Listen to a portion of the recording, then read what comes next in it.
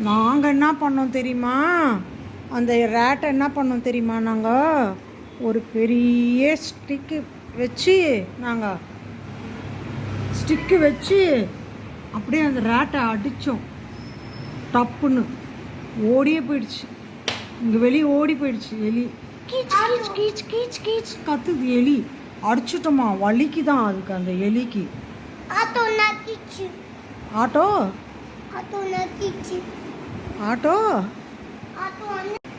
என்ன கொடுத்த அவங்களுக்கு? நீ அவங்களுக்கு என்ன சாப்பிட கொடுத்த?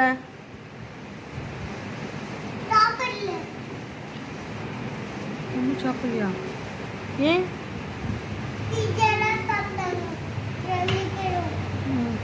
அப்புறம்